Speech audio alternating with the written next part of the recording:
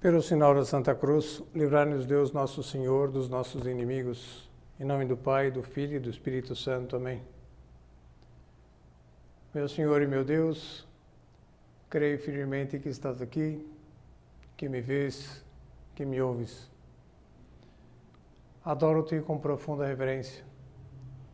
Peço-te perdão dos meus pecados e graça para fazer com fruto este tempo de oração. Minha Mãe Imaculada, São José, meu Pai e Senhor, meu anjo da guarda, intercedei por mim.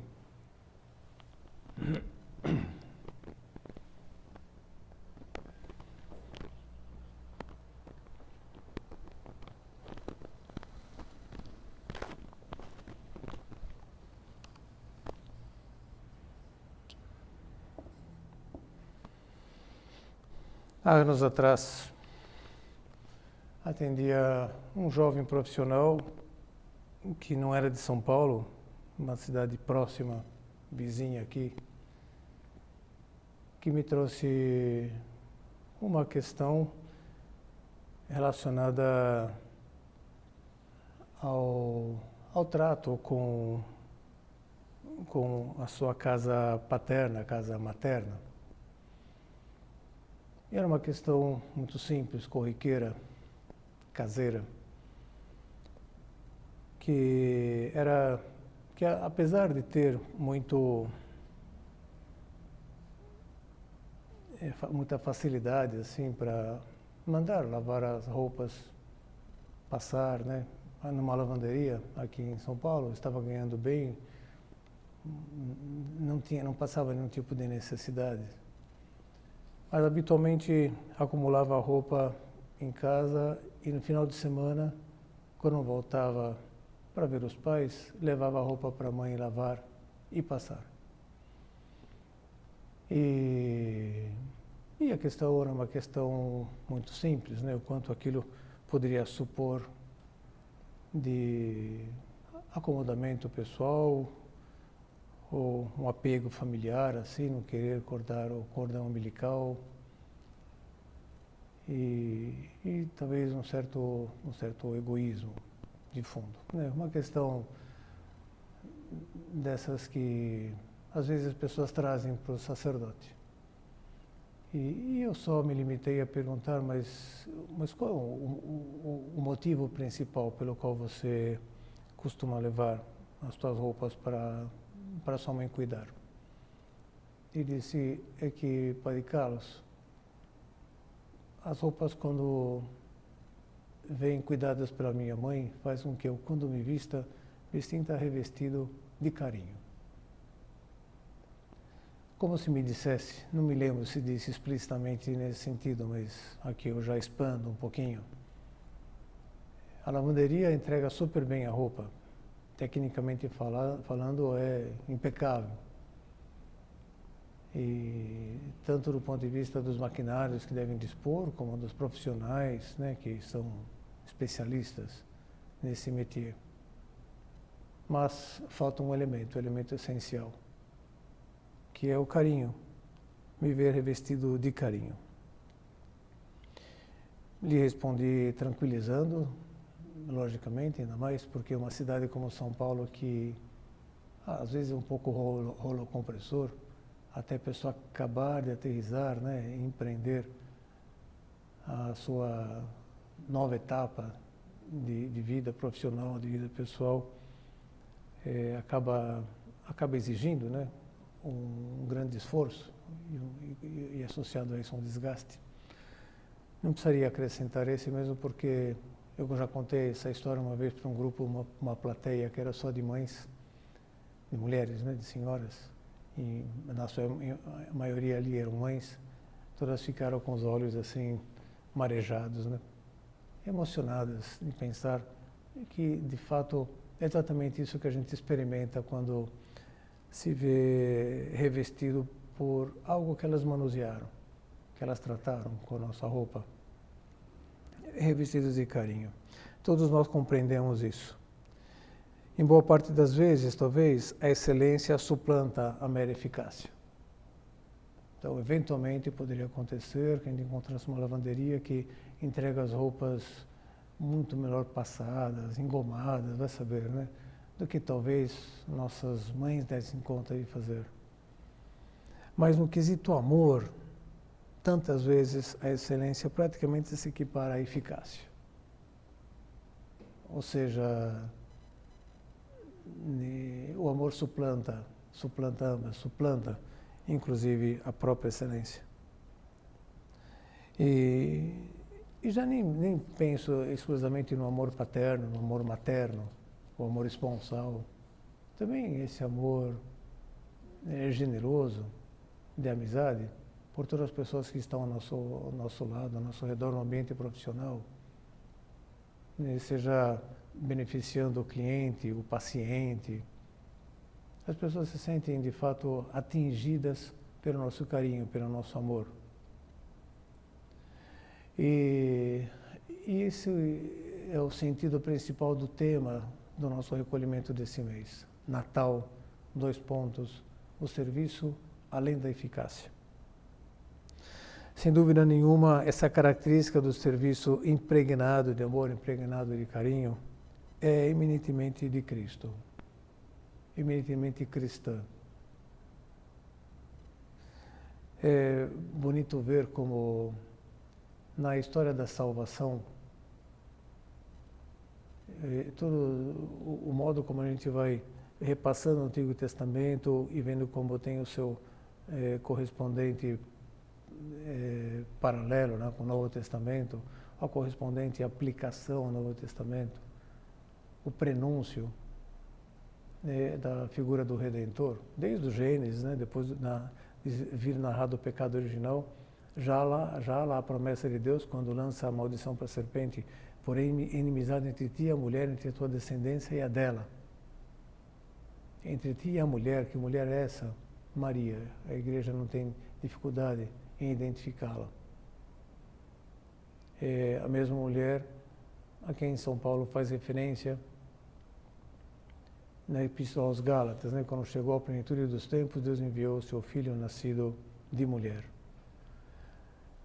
Aí, não é que textualmente dá a impressão que ele fale de uma mulher específica, mas a gente não tem dificuldade, né, em tratar exatamente assim.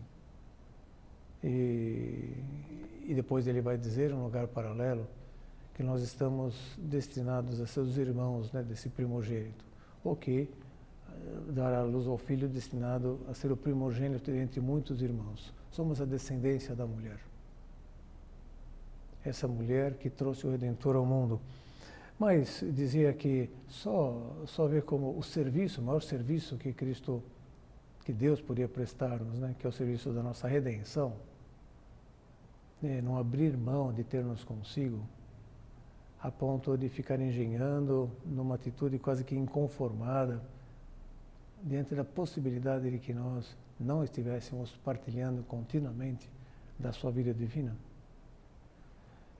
Então, o que a gente vai vendo na história da salvação, o Antigo Testamento prenunciando o Novo, a gente vai percebendo que não se trata só de um Deus que quer realizar a nossa redenção pronto e acabou, do modo frio e quase que numa atitude talvez de desprezo por nós, que já pecamos tanto, então fala, tá bom, eu perdoo a tua existência, eu entro aqui e não amola, né? Não, Deus vai mostrando um cuidado, um carinho, que de fato é impressionante, impactante. Esses dias agora que precedem o Natal, a gente vai tropeçando com várias passagens dessas, em que o profeta Isaías já diz lá isso, que uma virgem conceberá e dará à luz um filho. Deus projetou como seria a nossa redenção até o último detalhe, até o último ponto, assim, e a gente encosta e transborda, assim, carinho, amor, desejo de estar conosco, de ter-nos consigo, e que nós os tenhamos também muito próximos, né, lá no nosso coração. E até o modo milagroso, como como concebeu a encarnação do Verbo, de modo de transmitir isso para Maria, de modo que a sua humildade não ficasse ferida, assim, apresentando-a como sendo, por assim dizer, mais importante do que todas as outras mulheres, por mais que seja. No Antigo Testamento, há várias mulheres que conceberam de modo extraordinário. Eram estéreis, nesse caso, todas elas têm isso em comum. A mãe de Sansão concebeu desse modo. Bom, antes disso, Sara, a mulher de Abraão, concebeu de modo extraordinário. Já estava muito avançada em idade, sempre tinha sido estéril. E depois a Ana, a mãe do Samuel, da mesma forma. E, bom, depois Isabel, que concebe também já estando muito mais idosa. Então a gente já tem prefigurados assim no Antigo Testamento intervenções divinas de personagens importantes para a história da nossa salvação, da nossa redenção, que foram agraciados por Deus com essa intervenção. E no caso de Maria, logicamente, é uma coisa completamente ímpar. Ela vai conceber sem ter contato com homem algum. É algo ímpar. Não tem nada parecido, na Sagrada Escritura. Mas se a gente se atém só ao fato de ser uma coisa extraordinária, é como o arcanjo, no final da sua embaixada, depois de dizer a ela que ela tinha sido escolhida para ser a mãe do Redentor, e se ela aderia a essa proposta, e ela, que no seu interior já estava sempre afeita a dizer que sim para Deus em tudo, até por antecipação, de repente recebe um dado a mais. Eis que Isabel, tua parenta, está no 6º mês da gravidez, ela que era considerada estéril, já idosa também. E dá esse outro elemento como que dizendo, é verdade, você vai conceber de modo extraordinário, mas outras mulheres antes de você também já conceberam de modo extraordinário. Então você não precisa ficar preocupada, que de repente vai ficar muito em evidência, sendo tratado com mais deferência do que as outras mulheres, que a gente sabe que você não tem nem de longe a pretensão de distinguir-se, Você, de fato, se considera a humilde serva do Senhor. E ela dá essa resposta, eis aqui a escrava do Senhor, faça-se em mim segundo a vossa palavra. Mas essa prefiguração, dessas mulheres do Antigo Testamento, concebendo de modo extraordinário, também, como Deus vai trabalhando com previsão e vai preparando o terreno para que até o processo da encarnação, como que, por mais que suponha uma ruptura, é ao mesmo tempo uma continuidade, com algo que ele já vinha se desenvolvendo. Não sei, esses dias a gente olha o presépio e pensa em Belém. Belém, nós sabemos, era onde estava a residência do rei Davi. É onde toda a sua descendência, de alguma forma, também habitava. A sede do governo, por assim dizer, era Jerusalém. Mas o rei Davi estava estabelecido lá, a sua residência real estava em Belém. E por que Belém, Por que esse nome Belém? Exatamente o lugar onde Deus já tinha determinado encarnar-se. A palavra Belém, a gente sempre lembra disso no período do Natal, Bethlehem em hebraico, significa casa do pão. Olha só como Deus trabalha com previsão, os detalhes, como tudo vai fechando. E onde é que vai nascer o Redentor? Ele que mais adiante vai apresentar-se como sendo o pão descido do céu, o verdadeiro pão do céu. Vai nascer na sua casa, na casa do pão, vai nascer em Belém, Bethlehem. E cada presépio, cada cena assim do nascimento é uma espécie de adoração eucarística. É uma representação de uma adoração eucarística. Então a gente está Maria, José, depois os pastores, os reis magos, os animais, todos assim voltados para o pãozinho descido do céu. Um pãozinho. Jesus. E, bom, foi nascer na casa do pão. E essas coisas convergem, a gente fica sabendo e fala, nossa, mas olha só, o Salmo não, lá no livro da Sabedoria, capítulo 18, se eu não me engano, aparece numa das antífonas de entrada desse período aqui natalino. Que você vê até no detalhe, né, como o Espírito Santo trabalha com previsão e inspirou que ficasse esse registro. Diz lá, quando um profundo silêncio envolvia todas as coisas e a noite já ia avançada no seu curso, eis que a tua palavra onipotente desceu dos céus e do trono real se precipitou sobre a terra. É a noite de Belém. Quando um profundo silêncio envolvia todas as coisas, a noite já é avançada no seu curso, a vossa palavra onipotente, quem é a palavra onipotente? É a segunda pessoa da Santíssima Trindade, o Verbo, que se faz carne. Desceu do céu, do seu trono real, se precipitou sobre a terra e habitou entre nós. A gente vai compondo, né, com o texto do Evangelho de São João, que é o texto do dia de Natal, do dia 25. E então nós vamos percebendo essas coisas e vemos como é o serviço, que é o maior serviço que Deus poderia prestar-nos, né? Que é proporcionar a nossa redenção, né, de modo assim tão espetacular, né? Veio preparado até o último detalhe de carinho, um serviço prestado com carinho. Esse é o serviço da redenção. E de fato, diz Santo Agostinho, né, Deus se fez homem para que o homem se fizesse Deus. Então Deus encontrou um modo de fazer a nossa redenção, um modo genial, vai se fazer verdadeiro homem, vai se oferecer em sacrifício por nós, é um homem se oferecendo por outros homens, e ao mesmo tempo é Deus se oferecendo para Deus, respeitando a proporção horizontal e a proporção vertical, e que garante que esse sacrifício que vai ser oferecido é um sacrifício perfeito.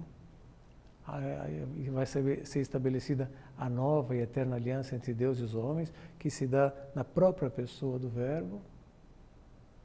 E, portanto, sempre vai haver um representante da natureza humana fiel à aliança, então essa aliança nunca mais vai precisar ser renovada. Jesus Cristo, o perfeito homem, vai ser sempre fiel. Eu sempre vou poder me dirigir ao Pai nesses termos, não por mim mesmo, nem em nome de nenhuma outra criatura pecadora, mas que rompe a aliança continuamente, mas em nome de nosso Senhor Jesus Cristo. Por nosso Senhor Jesus Cristo, vosso Filho, na unidade do Espírito Santo.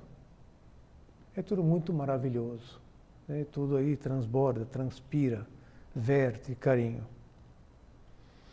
E Nosso Senhor também, passados os anos, né, vai declarar de modo assim,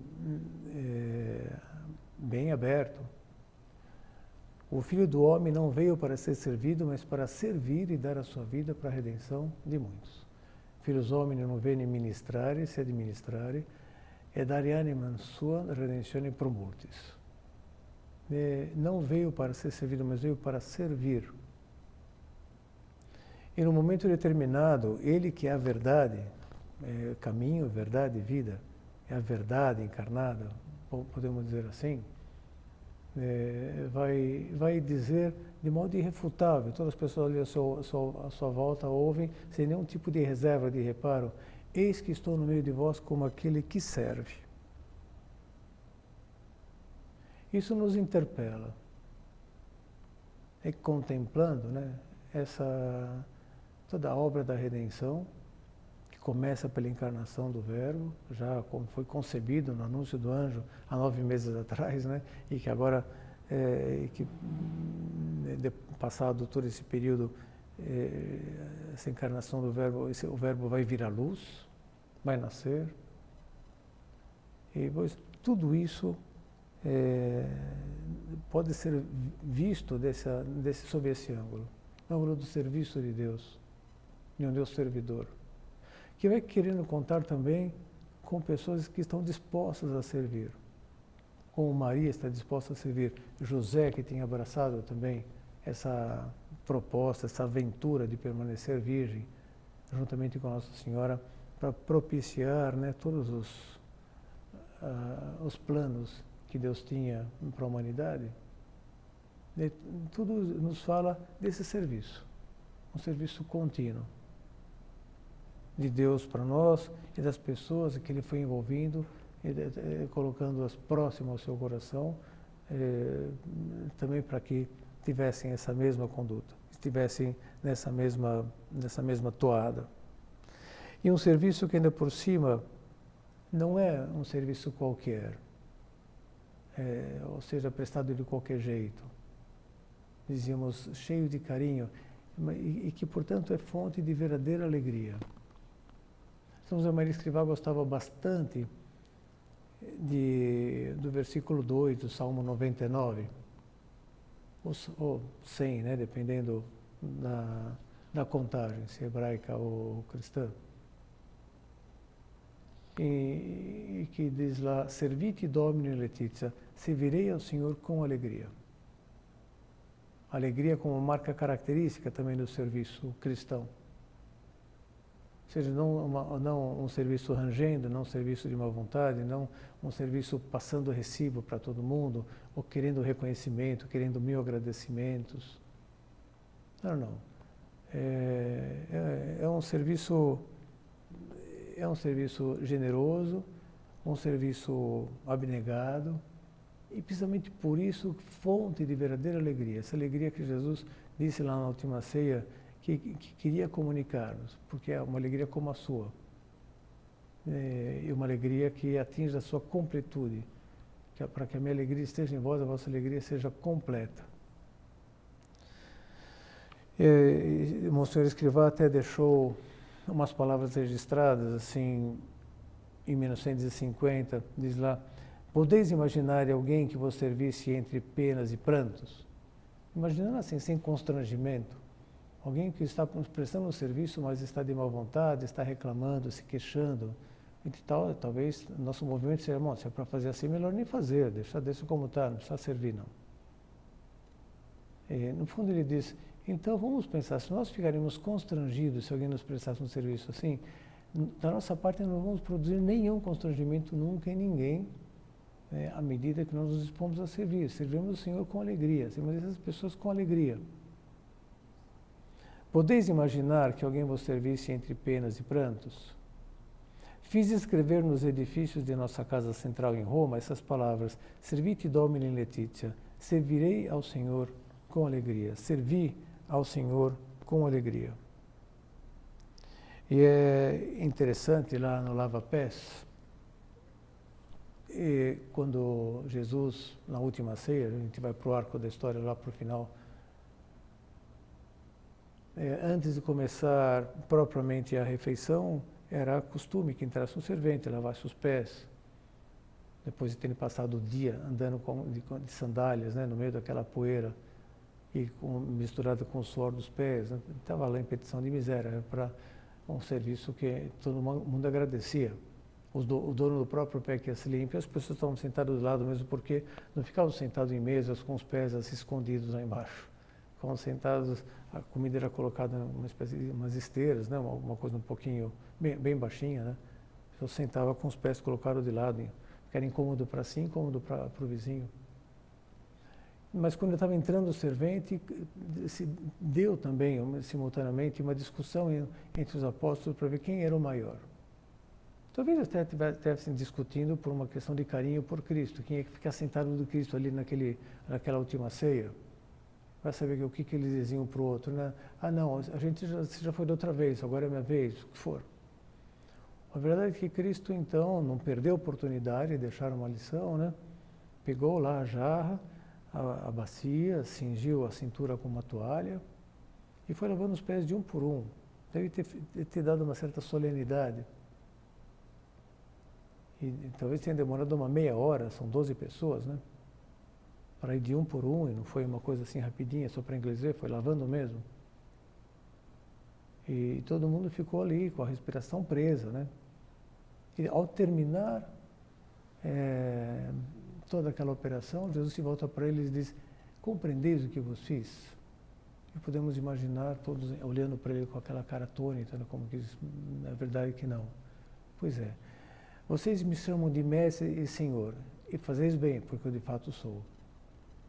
Se eu, sendo vosso mestre e senhor, vos lavei os pés, assim deveis vós também lavar os pés uns aos outros.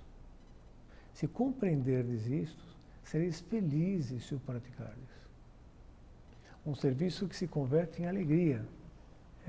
Se você assume essa identificação comigo nesse nível, a minha alegria vai se fazer presente na tua alma, né, de uma forma assim indescritível. Coisa que nós já experimentamos, é misterioso, mas real.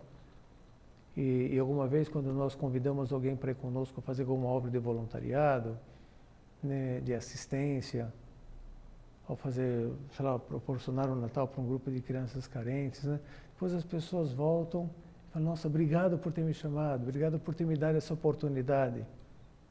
Então, para mim foi extremamente gratificante, a alegria associada ao serviço. Jesus chegou a afirmar, dizia, sem que ninguém tivesse um movimento interior de colocar nenhuma reserva, né? Eis que estou no meio de vós como aquele que serve. E isso, dizia, nos interpela, e nós? Se a gente resolvesse pronunciar essa frase assim, de modo solene, lá no nosso ambiente familiar,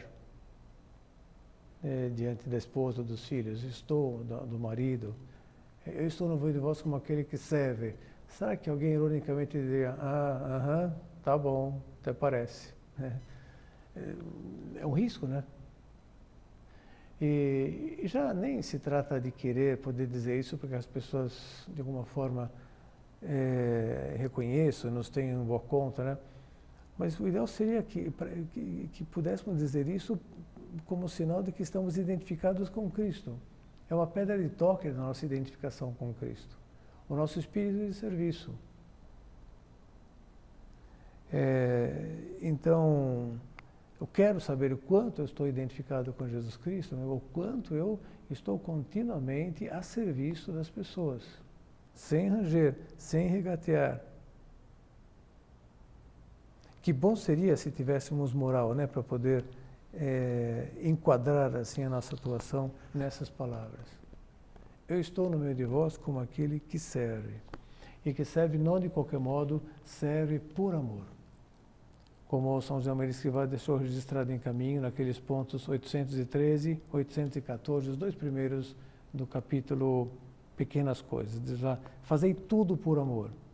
Assim não há coisas pequenas, tudo é grande.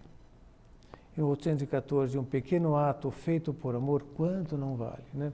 E se eu coloco, então, esse ingrediente do carinho, do amor, da consideração, então esse serviço atinge o núcleo da alma e nos converte em vetores do próprio Deus. As pessoas identificam, só Deus pode servir, só Deus pode ter movido essa pessoa a me servir assim, nesse nível de cuidado. Eu trouxe aqui um conto de Natal, afinal de contas é um recolhimento de Natal, né? Então fica sem graça a gente não trazer também junto para consideração um conto de Natal. É um conto que está publicado pela editora Quadrante, num livro que se intitula Contos de Natal. Mas se vê que foi tirado de um outro livro, da autora, chama Selma Lagerlöf, o primeiro prêmio Nobel feminino da história, foi em 1909, se eu não me engano, uma autora sueca, que ganhou, não com um conto de Natal, mas um outro livro, assim, mais parrudo, não um simples conto, de aventura, eu esqueci o nome, eu até tenho ele aqui, infantil, mas que também tem um outro, está publicado sob o título As Mais Belas Lendas Cristãs. E esse conto foi tirado desse livro, publicado aqui pela Quadrante, junto com outros autores, né, muitos contos de Natal, muito bons. Esse se intitula A Noite Santa. Foi num dia de Natal. Todos tinham ido à igreja, menos a minha avó e eu. Penso até que estávamos sozinhas em casa. Não tínhamos podido ir com os outros, uma por ser jovem demais, a outra por ser velha demais. E ambas estávamos tristes por não podermos ouvir os cânticos da Missa do Galo, nem ver as luzes do Natal. Mas, enquanto estávamos ali sentadas naquela solidão, a minha avó começou a contar uma história. Era uma vez um homem, começou, que saiu de casa já noite escura para pedir emprestado uma brasa, a fim de acender o seu fogo. Ia de casa em casa, dizendo: boa gente, ajudai-me, a minha mulher acaba de dar à luz um menino e eu tenho de fazer fogo para aquecê-la a ela e ao pequenino. Mas era noite alta, todo mundo dormia e ninguém lhe respondia. O homem andava, por fim avistou ao longe o brilho de uma fogueira. Seguiu naquela direção e viu que alguém ia acender o fogo ao relento. Uma porção de carneiros dormia ao redor das chamas e um velho pastor vigiava o rebanho. Quando o homem que queria uma brasa emprestada chegou perto das ovelhas, viu que 3 grandes cães dormiam aos pés do pastor. Mas à sua chegada, os 3 acordaram e escancararam as fauces como se quisessem latir, mas não se ouvia ruído algum. O homem viu os pelos eriçarem-se no dorso dos animais e os dentes afiados brilharem alvos à luz do fogo quando se arremessaram na sua direção. Sentiu um deles abocanhar a sua mão e o outro pendurar-se da sua garganta. Mas nem as mandíbulas, nem os dentes com que queriam mordê-lo lhes obedeciam. E o nosso homem não sofreu o menor dano. Assim, quis continuar a aproximar-se para encontrar o que tanto necessitava. Mas as ovelhas estavam deitadas lado a lado, tão juntas que não podia avançar. Então subiu pelo dorso dos animais e foi caminhando sobre eles na direção da fogueira. E nenhum acordou ou se mexeu.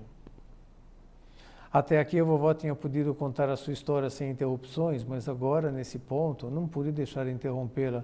Por que as ovelhas não se mexiam, vovó? Perguntei. Você saberá daqui a pouco, respondeu a minha avó e prosseguiu. Quando o homem estava quase alcançando a fogueira, o pastor ergueu os olhos. Era um velho rude e mal-humorado, duro e cruel para com todos os homens. Ao ver que se aproximava um estranho, tomou o longo e aguçado cajado que trazia sempre à mão quando vigiava o rebanho e lançou-o contra o desconhecido. O cajado voou sibilando diretamente na direção do homem, mas antes de poder atingi-lo, desviou-se e passou por ele, indo cair longe nos campos. Quando a vovó chegou a este ponto, interrompia de novo. Vovó, por que o cajado não quis machucar o homem? Mas ela não perdeu tempo em responder-me e continuou a narrativa. Então o homem aproximou-se do pastor e disse-lhe, amigo, ajuda-me, empresta-me algumas brasas. A minha mulher acaba de dar à luz um menino e preciso fazer fogo para aquecê-la a ela e ao pequenino. O pastor teria preferido recusar, mas ao lembrar-se de que os cães não tinham podido morder aquele homem, de que os carneiros não tinham fugido dele e de que o cajado não quisera feri-lo, começou a sentir medo e não teve coragem para negar o que o estranho pedia. Leva quanto precisares, disse-lhe.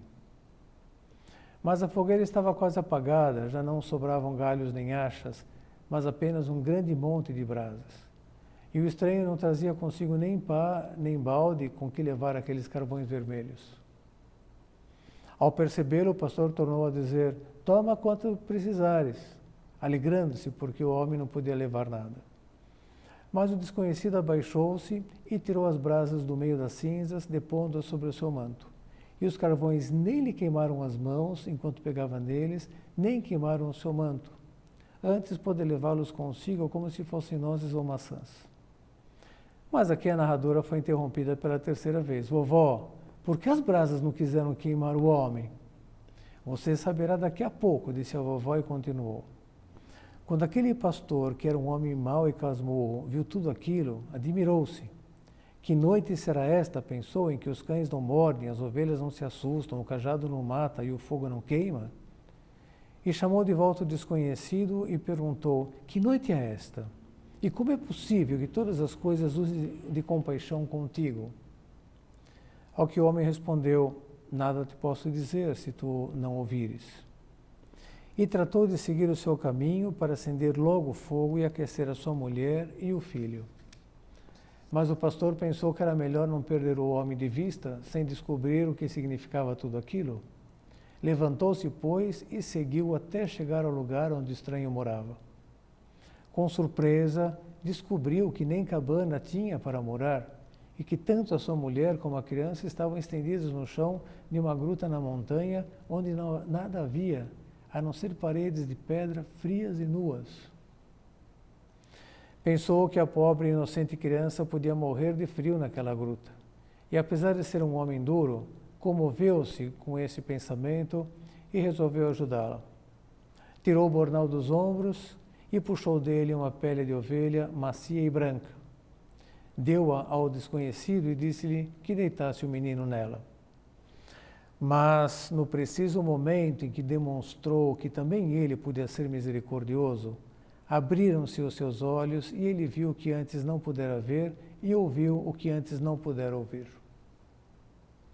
Percebeu que ao seu redor havia inúmeros anjos de asas prateadas, cada um dos quais tocava uma lira e cantava em voz alta, anunciando que nessa noite havia nascido o Salvador, que redimiria o mundo dos seus pecados. E compreendeu então porque todas as coisas estavam tão contentes nessa noite que não queriam fazer mal a ninguém. Mas não havia anjos apenas ao redor do pastor, estavam por toda parte. Encontravam-se pousados na gruta, na montanha em torno dela e esvoaçando pelo céu. Chegavam andando em grandes multidões pelo caminho e ao passar paravam para ver o menino. Reinavam entre eles um júbilo e uma alegria indescritíveis, cânticos e brincadeiras, e tudo isso pôde ele ver na noite escura na qual antes nada vira. E também ele se alegrou tanto de que os seus olhos se tivessem aberto e que caiu de joelhos e deu graças a Deus.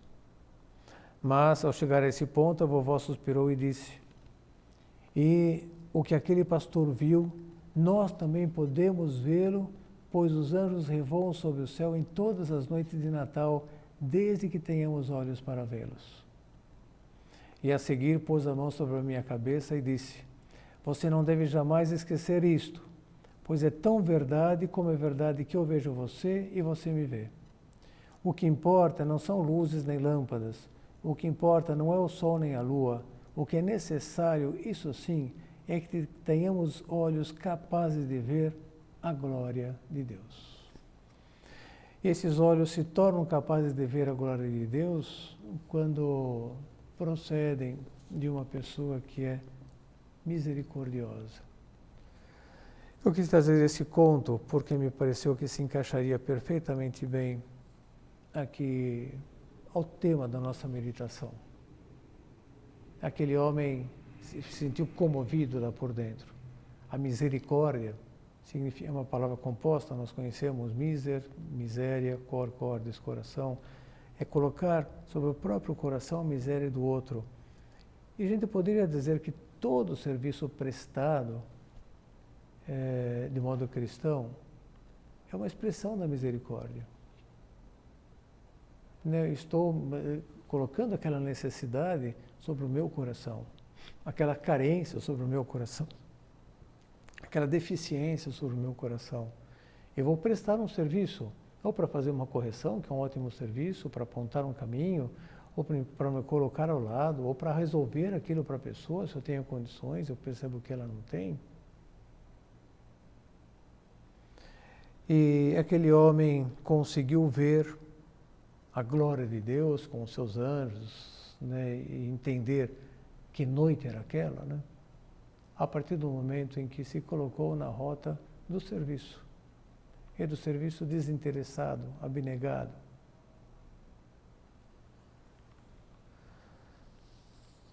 Como é o nosso serviço?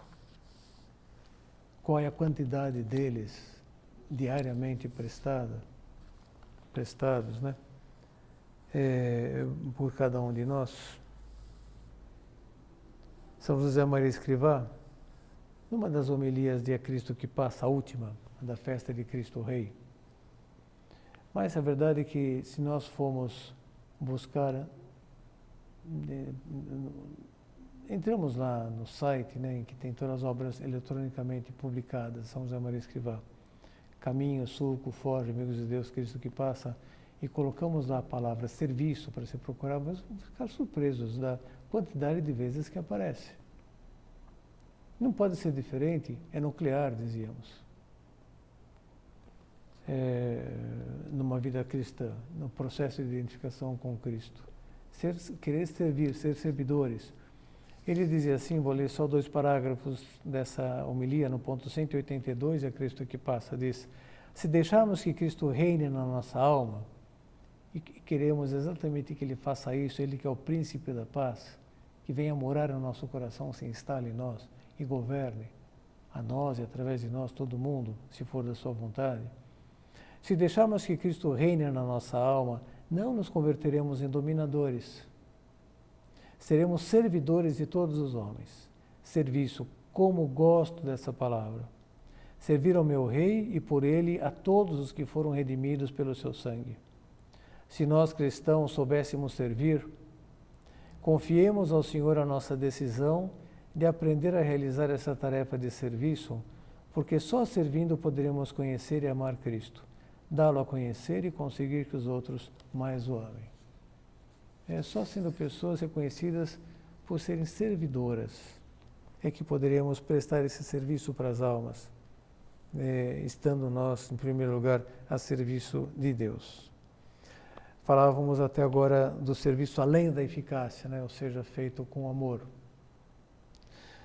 Mas, logicamente, essa expressão além da eficácia supõe que haja eficácia, para que haja depois um além dela. É essencial que sejamos eficazes no serviço, que nos proponhamos a isso, logicamente. São José Maria Escrivá tinha uma frase também, que é um lema seu, que ele repetia com frequência e que admite 2 leituras, 2 interpretações. Diz, para servir, servir. Por um lado, para servir, ser útil, estar em condições de prestar um serviço. Se eu tenho uma faca que está completamente cega, não está molada, fala, puxa, essa faca não serve para nada. Tentar cortar uma coisa que não corta. Ou se eu tenho lá, não sei, um violão que está sem corda, está faltando 2 cordas, puxa, esse violão não serve para nada. Dessa forma, não serve. Não é útil. Então, para servir, ser útil, ou seja, estar em condições de serviço, estar capacitado assim para servir, prestar esse serviço. E a outra leitura, para servir, servir. No sentido de, se você está bem disposto e quer servir, queria tanto ajudar, então, meu chapa, arregaça as mangas aí, bota a mão na massa que tem muita coisa aqui para fazer. Vamos em frente, vamos lá. O teu serviço aqui é muito bem-vindo. Ninguém vai recusar, não. As 2 interpretações, para servir, servir. Por um lado, para servir, ser útil. Dizia que Monsenhor Escrivá pregava sempre sobre o serviço cristão e não podia ser diferente porque é o núcleo, Cristo, ele é o servidor, é o servo, o sofredor, anunciado também lá no Antigo Testamento. E se nós abrirmos o primeiro capítulo de Caminho, aliás, o primeiro ponto do primeiro capítulo de Caminho, nós nos tropeçamos com essa exortação de São José Maria, que a tua vida não seja uma vida estéril, ser útil, deixa rasto, ilumina com o resplendor da tua fé e do teu amor. E o ponto segue mais um pouco, mas que a tua vida não seja uma vida estéril, ser útil. Então, procura ser útil. Coloque em condições de dar muitos frutos. É impressionante como Jesus, para prestar-nos o serviço principal que só Ele podia prestar, que era realizar a nossa redenção, Ele se colocou em condições para isso. Se fez homem, se fez perfeito homem. Diferente de São Rafael, lá no livro de Tobias, ele se apresenta com uma aparência humana, mas ele não se faz homem.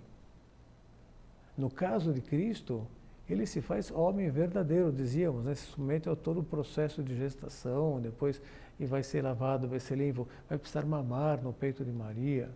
Então essa perplexidade que ela e José devem ter tido.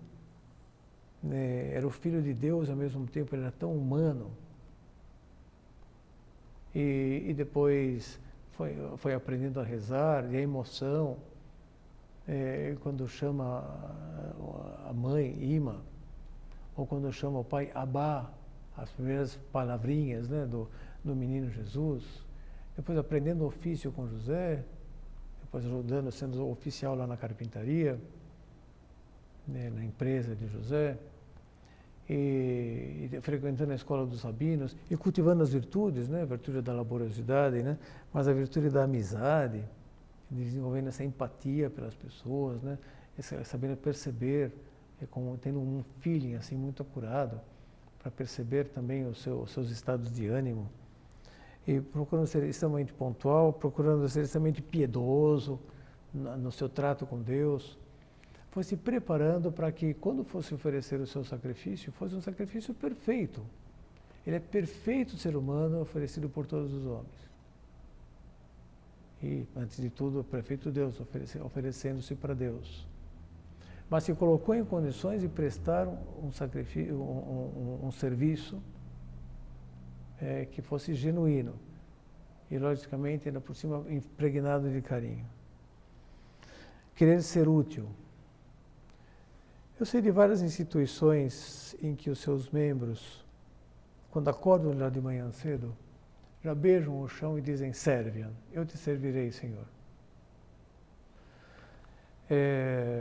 Bom, sem ter que ir muito mais longe, a gente tem o testemunho do Papa João Paulo II, São João Paulo II, né? Em todos os países, quando ele chegava, descia as escadas do avião, a primeira coisa que fazia, caía de joelhos, beijava o chão. Eu vim aqui para servir, eu sou ministro, eu sou servidor, eu vim para servir. Não vim para dominar, não, eu vim para servir. E me lembro das irmãs Marcelinas, lá na igreja de Santa Marcelina, que tem lá na Cardoso de Almeida, quando era mais jovem, estava estudando na universidade, entrava às 7 horas da manhã, então assistia uma missa lá que era às 6 da manhã, se eu não me engano, uma missa que facilitava bastante todos os dias. Eu já chegava antes, estava fazendo um pouco de oração na igreja, e as filhas iam chegando, me chamavam a atenção, que elas ajoelhavam com os 2 joelhos no chão, no corredor central, beijavam o chão e iam lá para o seu banco tomar uma posição. Nunca ouvi nenhuma gritando: serve, não. Mas essa é a atitude. Provavelmente estariam pronunciando lá com o coração, ou talvez simplesmente estavam só com a atitude. São José Maria fazia isso, acordava de manhã, rolava da cama no chão, já caía dos joelhos e beijava o chão. Serve. Eu sei de muitas pessoas que procuram fazer algo parecido. Querer servir, começar o dia com essa disposição. Eu quero que todo o meu dia seja, de fato, identificado por o meu espírito de serviço. Até a minha oração vai ser para eu poder estar mais em condições de ser útil para Deus, ser útil para as pessoas. Vou viver, né, meu plano de vida espiritual, né, porque eu quero estar em condições de ser útil. E vou procurar me preparar continuamente. O cultivo das virtudes, né, eu vou desenvolver pensando em que um pai não dá para ser improvisado, uma mãe não dá para ser improvisada, não dá para ser um bom filho também de qualquer jeito, não dá para improvisar, é preciso aprender a ser amigo, é preciso aprender a ser marido, né? É preciso aprender a ser um bom profissional, né? Não dá para improvisar um médico, um professor, um que for, no engraxate, é preciso aprender, é preciso colocar-se em condições de prestar um bom serviço. E depois, então, além da eficácia, colocar o ingrediente do carinho, do amor. Ter a virtude do otimismo, né, que leva a também ver as coisas com bom humor, com mais leveza. Ser uma pessoa que até conta uma piada num momento muito oportuno, não é aquela chata que está fazendo brincadeira com tudo. Mas nos momentos determinados ela ameniza o ambiente. Como é bom ter ao lado uma pessoa assim, que ainda por cima nos arranca sorriso, né, dos lábios. Ou seja, estar em condições de servir. Para servir, ser útil. E depois, para servir, arregaçar as mangas e fazer mesmo. Botar a mão na massa para servir. Ou seja, uma atitude de prontidão, eu diria até de proatividade. Bonito, né? aquilo que diz São Lucas, logo depois que o anjo se retirou de diante de Maria, uma vez que ela tinha prestado adesão, faça de mim segundo a vossa palavra, diz aqui a serva do Senhor, mas com aquele dado, a Isabel, tua parenta, que ela é considerada estéril, já idosa, está grávida, né? São Lucas, na sequência, diz, naqueles dias, Maria foi com pressa às montanhas de Judá, né, para visitar Isabel. Com festinazione, foi com pressa. Ou seja, essa prontidão, esse reflexo, eu tenho que entrar em campo, eu tenho que ajudar. E tenho que ir atrás sem desperdiçar nenhuma oportunidade de serviço, por mais que ninguém me peça. Que onde eu estou, eu brigue com os outros porque eu quero servir. Eu me adianto. É difícil, né, a gente ver isso com os filhos, quando são menores, pelo menos. Estão brigando para ir na janelinha, não estão brigando, não, vai você hoje, eu já fui ontem. Estão brigando para não ir ter que fazer a compra, para não ter que ajudar a mãe nas lides da casa, né? Ah, não, mas já fui ontem, manda ele. E quando eu deveria, não, deixa que eu faço, deixa que eu vou, deixa que eu arrumo, deixa que eu ordeno, deixa que eu ajudo. Deixa que eu levo, deixa que eu busco o cachorro para passear, deixa que eu coloco a toalha lá na área. Deixa, né? Então, e aí sim eu poderia dizer, estou no meio de vós como aquele que serve, né? Estou sempre com a mão na massa, sempre me adiantando, surpreendendo, né, o meu serviço com essa característica ainda por cima de carinho, né? De fato, isso nos interpela, né? O quanto eu faço vista grossa, ouvido surdo, a um apelo, me ajuda aqui. Estou vendo a esposa, né, se esfalfando lá e o marido talvez extremamente cansado. E faço uma vista grossa, né, e nem me movo, deixo as coisas acontecerem. E o filho necessitando de uma orientação, necessitando de uma ajuda, o meu irmão. Assim a nossa identificação com Cristo fica comprometida e a nossa felicidade, a gente meditava, fica comprometida. Ser uma dessas pessoas que, em princípio, tudo é para nós. Atualmente as casas quase já nem tem telefone fixo, né? Aqui em casa tem, e somos 13, que moramos aqui no centro da Rua João Cachoeiro, né? Quando toca o telefone, se cada um de nós disser, não é para mim, se fosse para mim a pessoa ligaria no meu celular, né? Vai ser um inferno, ninguém vai lá. E se tocasse a campainha, né? Não, com certeza não é para mim. E tanto faz. Mas eu ouvi, eu vou me mobilizar, deixa eu vou. De repente, tranquilo, deixa que eu vou. E eu me adianto, tenho que me adiantar. Mas em todos os âmbitos, estou jogando futebol, alguém isolou a bola, foi para lá longe. Eu estou que está mais perto, né, para sair correndo e pegar. Mas não fui eu que chutei, então eu não vou. Não, como não? Vamos lá, estamos jogando, estamos todo mundo junto. O meu reflexo, eu vou lá servir. Vou lá buscar essa bola, por que não? E tudo assim, né? Assim devemos estar, com esse reflexo continuamente aguçado. Sentir interpelado em primeira pessoa, é comigo, é para mim. É verdade que às vezes o melhor serviço que a gente pode prestar para alguém é ensiná-lo a servir, ou seja, deixá-lo servir. Existe o ditado, né? Super pai, infra filho, super mãe, infra filho, super marido, infra esposa, super esposa, infra marido, né? Então a pessoa assambarca tudo, então os outros não se desenvolvem, ficam lá, então, atrofiados. Então, eu preciso ter o cuidado e também de promover as pessoas para que sirvam. Então, nesse sentido, é um serviço que eu estou prestando a elas, deixar que elas sirvam, ou até pedir para que sirvam, um processo educativo. Crescer no espírito de serviço, desenvolver esse reflexo. Mas é importante a vigilância para não cair nem no extremo nem no outro. Porque senão a base de deixar que elas sirvam porque faz bem para elas servir, não vou fazer nada também. Eu que vou me atrofiar, né? Ter essa determinação firme, né, de estar, né, no meio de todos como aquele que serve, e dizia também São José Maria Escrivá, com alegria, Servite Domini Laetitia.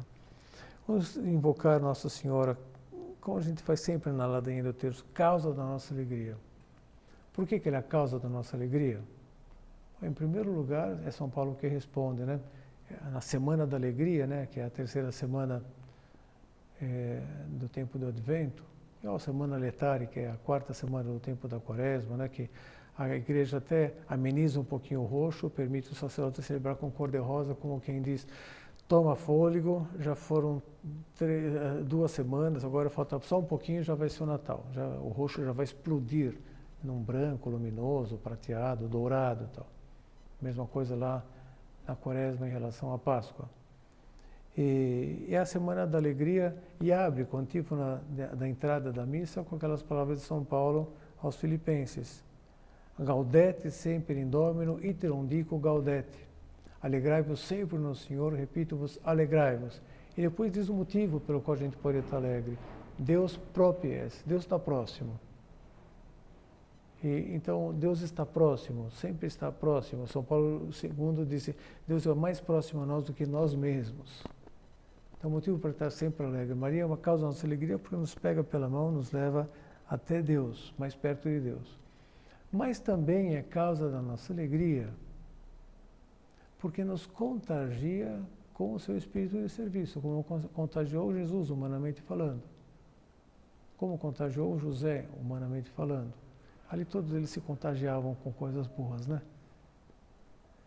E vamos pedir a Nossa Senhora que seja de fato causa da nossa alegria nesse Natal. Por um lado, o principal, pela nossa proximidade com Ele. Por outro, de estar em estado de graça, de fazer uma boa comunhão e tudo mais, que a gente sempre se esmera para chegar nesse nível de preparação para essas datas marcantes, né? Natal e Páscoa. Mas, para além disso, que ela nos faça estar sempre de mangas arregaçadas, investindo na nossa utilidade, até vendo o nosso próprio descanso desse ponto de vista.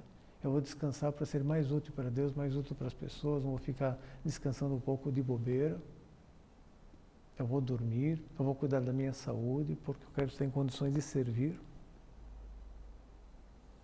E Nossa Senhora vai nos levar pela mão exatamente para atingir essa meta. Vamos fazer um breve exame de consciência. Ato de presença de Deus. Dizia Santo Agostinho, Deus se fez homem para que o homem se fizesse Deus. Nesse processo, só conseguirei chegar a esse endeusamento se, como ele, eu pautar a minha vida pelo serviço, amoroso, alegre e desinteressado, a Deus e as demais pessoas por Deus. Estou decidido a tornar-me o servidor de todos, a estar nos ambientes em que me movo como aquele que serve.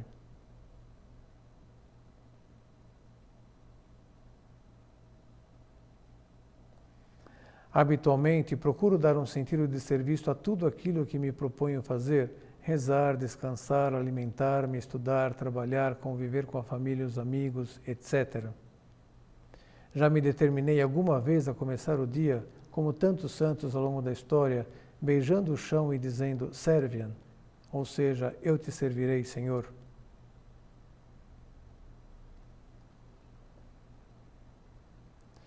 Sou sempre ágil para prestar algum serviço quando necessário.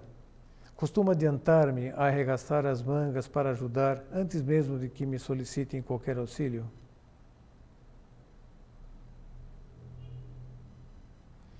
Peço à Sagrada Família de Belém para que, assim como cada um deles soube converter a sua vida em ocasião de amar a Deus e de servir com alegria e com simplicidade toda a obra da redenção das almas, também eu não regatei esforços para estar completamente identificado com esta conduta.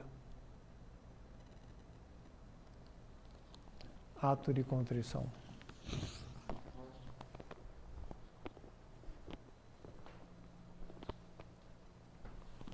Dou-te graças, meu Deus, pelos bons propósitos, afetos e inspirações que me comunicaste nessa meditação.